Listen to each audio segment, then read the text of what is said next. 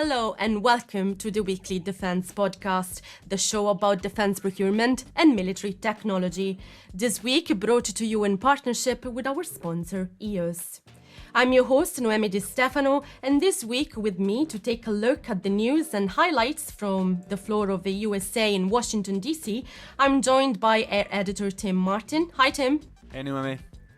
Military Training Editor Trevor Nash. Hi, Trevor. Welcome back. Hello, Noemi. Land reporter Flavia Camargos Pereira. Hi, Flavia. Thanks for joining us today. Hi, Noemi. Hi, all.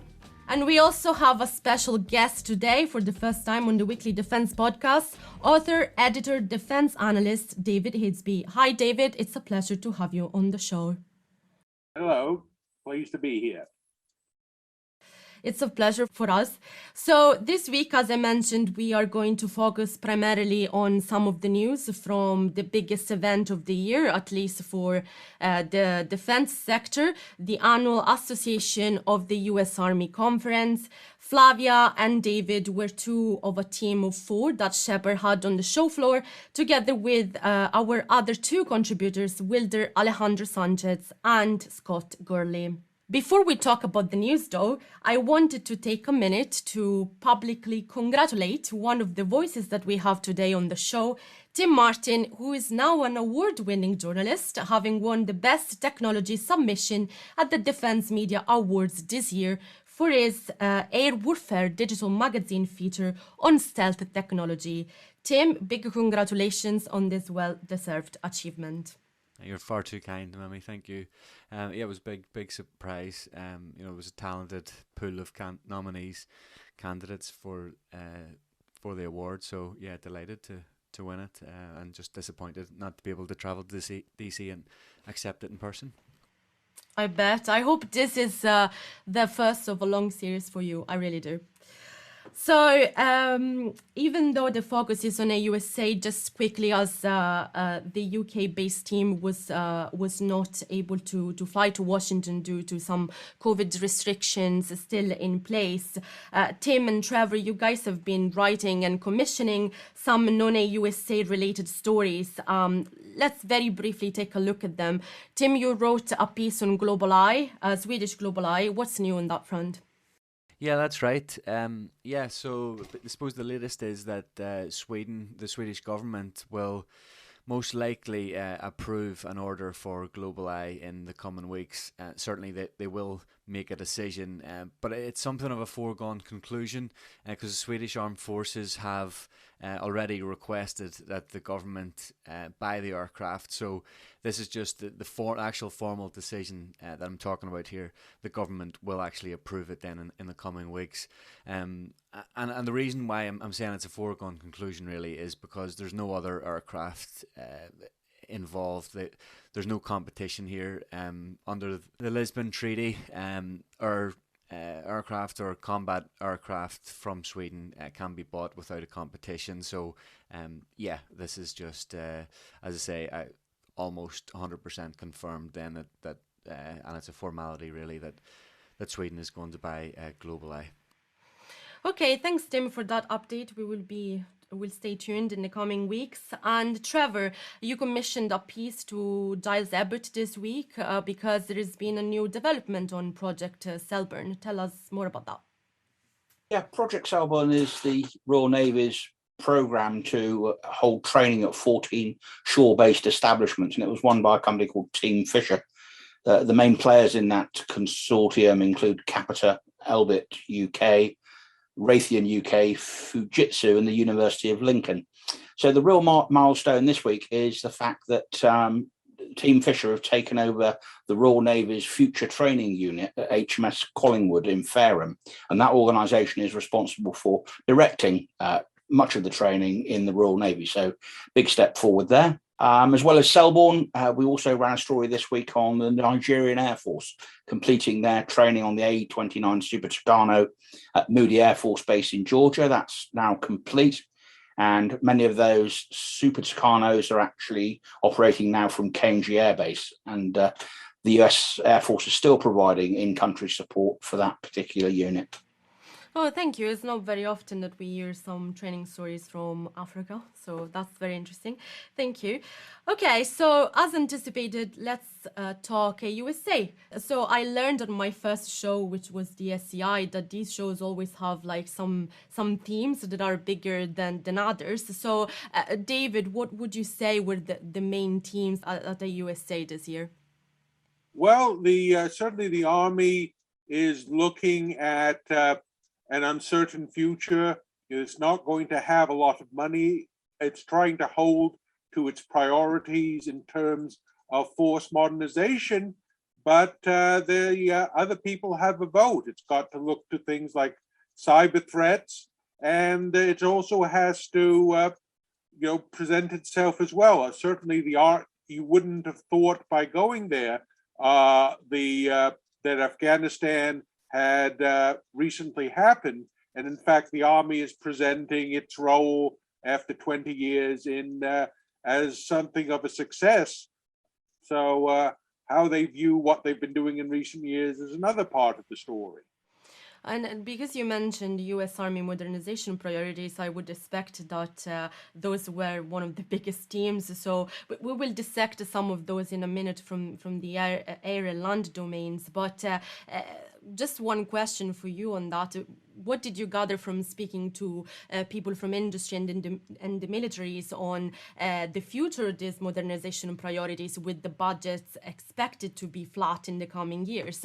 Do you think that the Army is going to be able to preserve those priorities in the future? Certainly, they will. They have tried very hard. This followed in previous years a procedure they called night court, in which senior Army management engaged with a whole range of programs, which is good because usually at the program level, that's done by middle management and whose views are then largely signed off on by the high level. But this required the Army to look at a number of their decisions. So they're going to try to keep to that as much as they can. But if a new threat comes out, as in recent years, cyber, which even though it was a civil sector attacks, the Army is very much aware that their logistics depends on civil sector mobility and communications. That's a new threat that wasn't there 2 years ago. Okay. Yesterday, we were talking a little bit offline, and you mentioned something that, to be honest, to me is pretty new, which is next generation squad weapons. And you said that this was one of the biggest teams at the USA this year. And I understand that under this program, we will see different versions of what is going to be a replacement of the squad automatic weapon. Where is the program at, and what was the offer from industry on display at AUSA?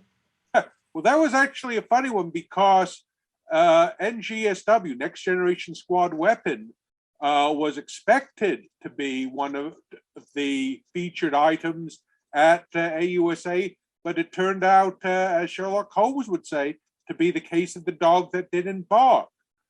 In fact, no one would talk on the record about the program, either from industry or government, which is an indication that things aren't working out according to plan. In fact, the Army had planned to announce the winner of the fire control system component of the Next Generation Squad Weapon before AUSA, so that the three competing teams could use the winner in their final round of testing. But that didn't happen. Furthermore, one of the three competitors, Textron, did not exhibit any weapons. The other competitor, General Dynamics, has said, oh, we are no longer the prime. We've transferred this to Lone Star. And the only ones who really pushed it and showed it was Sig Sauer, who had showed their line of weapons, and leading people to put two and two together and decide that they are the likely winners. Okay, so you actually tried to speak to these competitors in the program, but you didn't get to speak to them. Is that right? Right. No one, because it's in the source selection phase. The Army gets very reticent about talking because every source selection in the United States these days, unfortunately, leads to protests and lawsuits. Okay. Okay, very interesting. That is really interesting to me. Let's move on and talk about one of the biggest modernization efforts, the future vertical lift. In that case, obviously, you were able to speak to Bell and Sikorsky, and I just wanted to ask you, when it comes to future vertical lift, FLRAA and FARA programs, and also bring Tim into the conversation. Were there any news on this front? Any new data that were unveiled? What's new?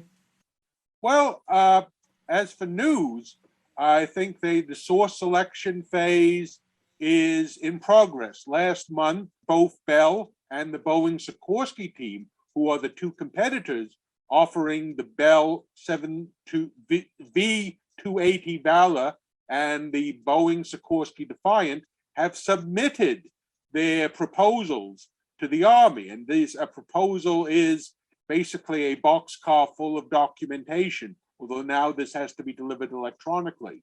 So that is the news. The flight testing on both aircraft will continue. On the smaller aircraft, the FARA, in which the Bell is offering the 360 Invictus and Sikorsky the Raider, both of the prototypes are under construction, about 60% completed.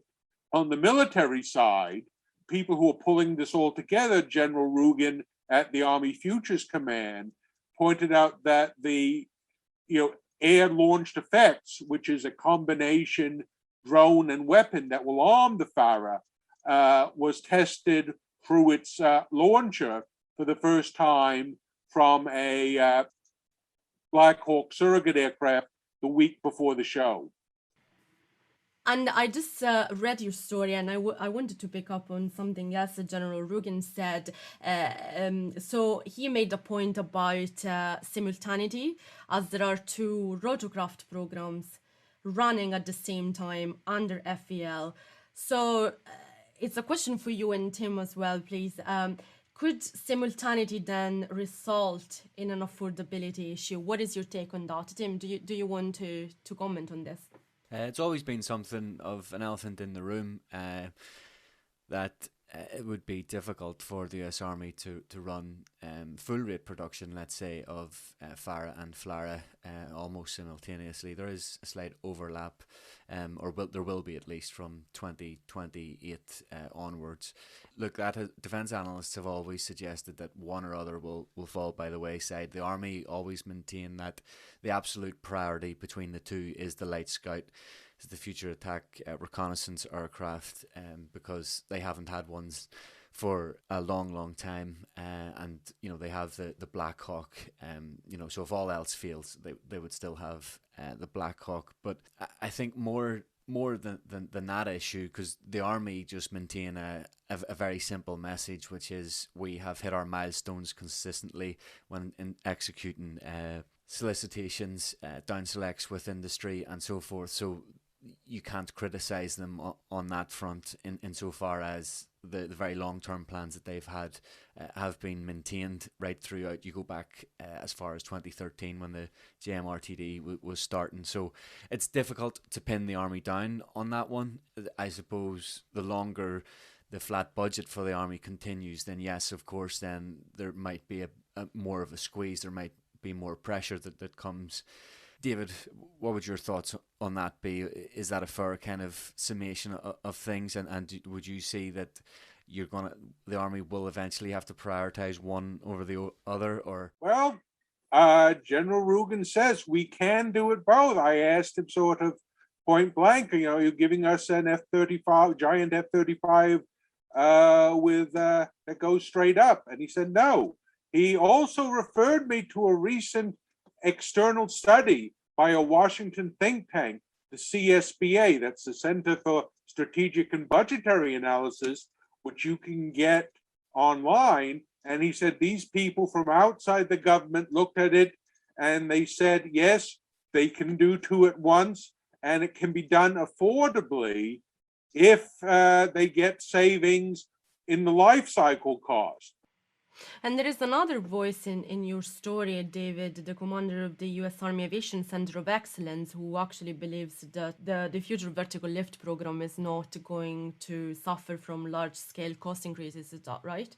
Yeah, General Francis is mirrors what General Rugen does, because he's looking at the non-hardware. How are we going to change the tactics? And they're already doing that. They're saying, look, these aircraft are going to have to fly at lower altitudes to survive in a really hostile environment. So that means we're going to have to train people to deal with things like in-flight emergencies and low-level hazard avoidance differently, and they're already starting to do that. Okay, thank you. This is very interesting. I just do have to wrap up on future vertical lift and move on with our schedule today. Tim, do you have any closing thought on this? Were you expecting something to be announced at the show that we didn't see? What would you like to add? Yeah, so there was a flight test update from Sikorsky and Boeing on Defiant, so that's the contender for FLRAA. And I thought what was interesting in your story, David, was that it had been confirmed that 39 flight hours was the current figure that Defiance managed to achieve. Now, previously, they had committed to a figure of 115 flight hours before 2019. So it's actually quite extraordinary that they've only managed to get less than 40, and we're almost at the end of 2021. So look, I think there's a couple of reasons for that. COVID certainly is one of them, and would be most obvious, but they've had a couple of technical difficulties. That's clearly not really stopped them in their tracks, but it's certainly limited progress. I think what's really difficult when you look at those figures is they compare very badly to the V280, because noted there that the V280 has covered more than 200 flight hours and has hit speeds of 300 knots, and again that compares with Defiant at 247, I think is the latest figure quoted. So look, if the Army are going to be true to what they've always said, which is we need our craft to fly further and faster, there almost isn't even an argument that Bell are in a very, very strong position as far as I can see. Okay, thank you guys for these updates and comments on future vertical lift. It's time to move on and talk about Joint All Domain Control and Communication Program, also known as JADC2. So this is a concept, David, correct me if I'm wrong, developed by the DoD, which aims to connect sensors from all US military services into one single network, because traditionally each branch of the US military developed its own tactical communication network, but as these have evolved, they became incompatible with each other. So the effort is to create one single network of things. Is that correct? Did I grasp that correctly? Yeah, an ability to do this as the situation requires. Most warfighting will be joint. Others times you'll be largely one service will dominate how things do, as for example the Navy might in a maritime scenario. So that's largely, and that is what's happening. And certainly JADC2 and Project Convergence, which are the Army testing, which this year and previous years have brought aspects together, was certainly one of the focus there. Yeah. Flavia, you wrote a story about Project Convergence. What is it? Can you maybe just kind of expand a little bit on this? What is it, and what did they talk about in the seminar that you attended? Actually, let's start with the project. It aims to prepare the U.S. Armed Forces to operate together as a team.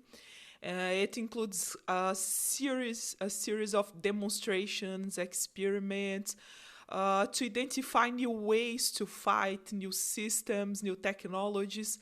This effort actually allows the U.S. military to test emerging technologies that will enable them to take faster and better decisions in the future, I mean, on the battlefield. They intend to access new capabilities. It allows them to access new capabilities before they launch a program, for example, because they can use what they learn in these programs, in these projects, as a requirement in a particular program in the future. And the Army says this project is a campaign of learning.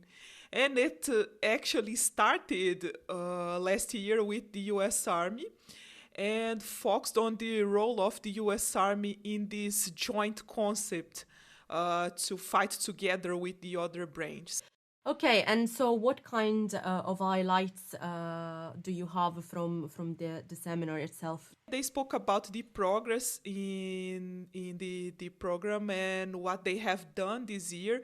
And the project 2021 included tests of more than 110 technologies in the air, land, sea, space, and cyberspace domains. It involved more than 70 industry partners, 300 data collectors, and 5,000 people. And these surveys are also paving the way for 2022. And in the next year, they plan to involve US allies and partners. Okay, thank you, Flavia. David, just before we move on to another story that you wrote that feeds into this topic, I just wanted to ask you, there was another panel discussion, one of the many that you attended, on the need to link high technology, offensive and defensive capabilities. And you quote in your story Lieutenant General Kabler, who says, "We can't budget our way out of missile defense challenges." What did he mean by that? Well, I think this is like the late General Haig. He turned a noun into a verb. To patriot is to use a Patriot missile for active defense against incoming missiles. And I was particularly receptive to this because back in the 1990s, as a consultant to the Missile Defense Agency, I spent years telling them this, and they really weren't all that interested. But he said, look, the bad guys will be able to build lots of missiles, and we will have a limited number of interceptors and a very large number of places we need to defend against missiles. Therefore, we have to be integrated with offensive capabilities that will act in the way they use the catchphrase, left of launch, that will be able to defeat or disrupt missile launches before they take place, because unless you have a target set that you can defeat with active defense, it's really not going to get you where you need to be. But does not the Army need to move away from a legacy way of thinking to kind of achieve these objectives? Yes, because again, the Army's tradition is one of what they call, jokingly, stovepipes of excellence. The missile defense guys who shoot down incoming missiles are in one place. The people who blow up missile launchers are in another place, and they haven't been closely integrated, even though we saw as far back as the first Gulf War in 1991, that's what they need to be.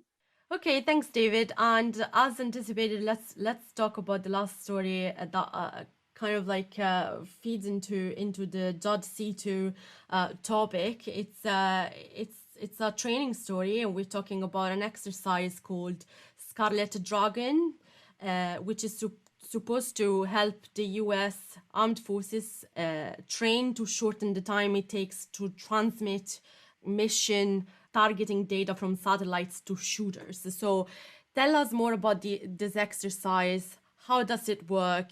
How does it make this transition happen? Well, this was the fourth Scarlet Dragon exercise, and it was the first one to be publicized. It's run by 18th Airborne Corps out of Fort Bragg, hence the dragon. Their insignia is a dragon. And what this is important is because it involved the use of artificial intelligence AI to take sensor data, help turn it into targeting information, and pass this for a shooter.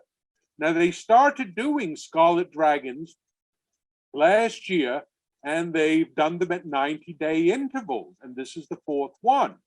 It ended on the 7th of October, a week before the convention, and while they had to cancel the live fire portion because of bad weather at the target range, it has certainly gotten a lot of interest from industry and internationally, and there were, in this one, they had British, Canadian, and Australian observers, and they're looking ahead to having international participation. So the use of AI has been the most significant innovation in this Scarlet Dragon.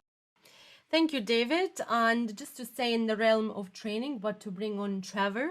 Trevor, so first of all, story, bombshell, US Army stalling the Integrated Visual Augmentation System program. When did it happen? How did it happen? What impact is going to have?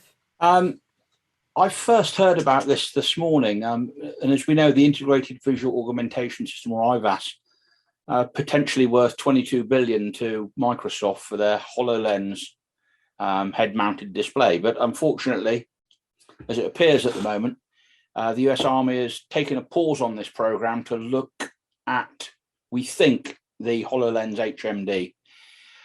There have always been questions about HoloLens in terms of its rugged ability and whether that device is particularly soldier-proof. And we think that's what this pause in the program is centering around now. In my opinion, if it is centering around HoloLens, it could well be a showstopper, certainly for a significant period of time while they find another solution. Did you see that coming? Anytime? 4 years ago, I was talking to Saab South Africa, and they developed a command and staff trainer system. And they trialed this system using HoloLens, and they stopped the program because they felt that HoloLens was not rugged enough to be used in the field. Now, I'm sure Microsoft have been addressing that issue with the IVAS program and making improvements to the system to make it more rugged. But we have reported in the past about that particular technology. And you said earlier that it could be stalled for a number of years, but do you think there is the risk that this program can get cancelled? There's been a heck of a lot of intellectual effort and financial effort put into the program so far. I would imagine it won't be cancelled. I think it will certainly slow down while they look for other replacement technologies. But it's certainly a severe blow. David, do you want to add anything on this?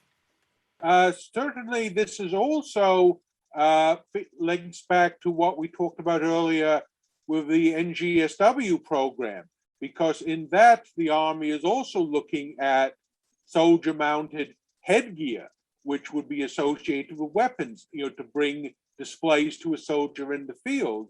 And again, it's something that some of the testing has shown.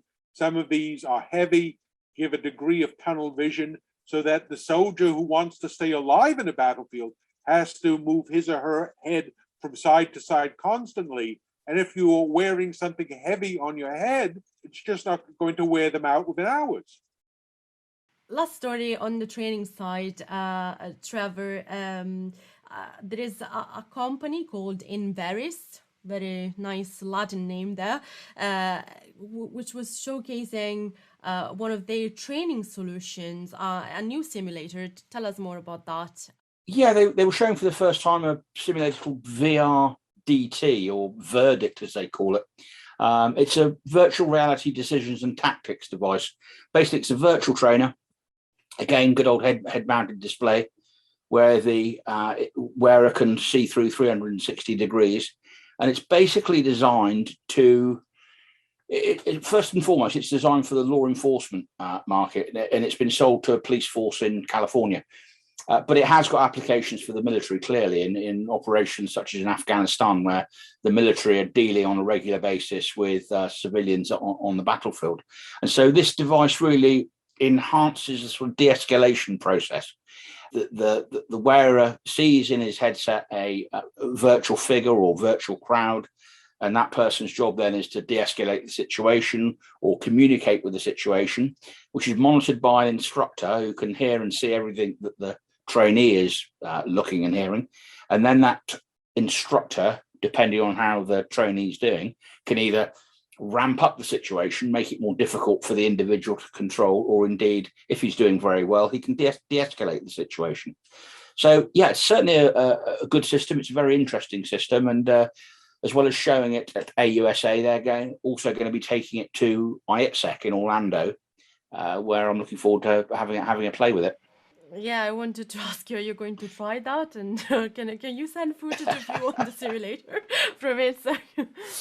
Okay, thank you. Thank you for training highlights. Last but not least, Flavia, just want to come to you to talk very briefly about the OMFE program. We have covered the program. You have covered the program extensively. There is a lot of news on our website on that. There is a lot of videos, industry interviews, highlights and whatnot. So here, just a couple of questions. So there are currently 5 teams competing in this program under phase 3.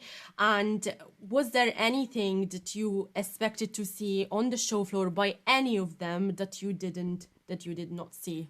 I actually expected to see the point blank enterprises OMFE concept. I mean, the graphic there, and it wasn't on display. They actually sent me the graphic, but it wasn't on display there. And they are offering the Liberty platform alongside Kashik Mobile Power Systems and other companies. And I thought it would be a good opportunity for them to showcase.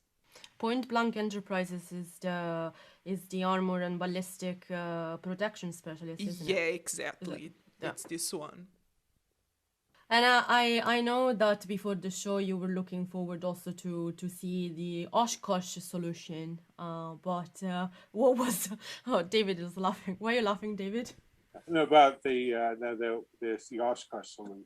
No, it's unusual to see what they come up with. Okay, Flavia. Yeah, actually, they put on display their concept, and Hanwha, that is their partner, they put as well on display a graphic of their OMFE concept, but they couldn't disclose many details about their project. And actually, the companies in general involved in this program, they didn't disclose details of their designs. They gave an overview, but it was basically reflecting the Army requirements, which are public. I mean, they spoke about lethality, protection, open architecture, unmanned capabilities, but this is what the Army is asking for. They didn't explain how they will make it, how they will put these pieces together. Yeah. Do you think this has to do with the fact that, the short list from 5 to 3 competitors and phase 4 is just around the corner? So maybe that is the reason why. Yeah, I completely agree. I think they are just trying to pave their way to the next step, the next phase of the program. And just to wrap it up on the OMFE program, I just wanted to ask you the same question I asked earlier about the future vertical lift. So, especially for the OMFE, as the program has already suffered a lot of hiccups in the past, and these the US defense budget looking to be shrinking in 2023, do you think that this program is now going to pursue free from hiccups, or there is still some risk there? I think the risk exists, especially because the Army is running many programs at the same time, and eventually it'll need to prioritize in order to have funds for everything they want. But regarding the future of the OMFE program, the Army seems to be optimistic.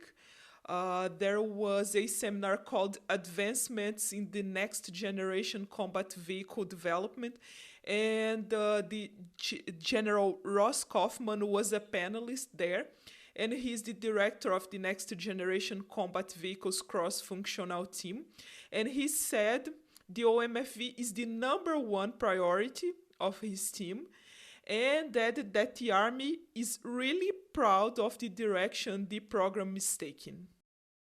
Okay, thank you all for your time today. Trevor, this is our time. Before we wrap up, just to continue in this little tradition of ours that we just started on the podcast recently, give us a quote of your choice from industry or the military. What have you got today? Well, bearing in mind the situation surrounding IVAS and many other procurement organisations and senior leaders could probably ponder this quote, which I picked up about 2 years ago. And that is, if you know all the answers, you're not asking the right questions. Okay. And on that note, we will leave it there. Thank you, everyone, again. Thank you, David, for being on the show today. Thanks so much. Thank you. And a quick reminder for our listeners that all the content we discussed in this episode and much more is available to read and view on our website, shepherdmedia.com/news. The USA dedicated microsite is free to view until the 20th of October. Time now for a short break. Coming up on the show is a conversation with Rank America about the firm debut into the US market, and later on, a word from our sponsor on RWS Systems.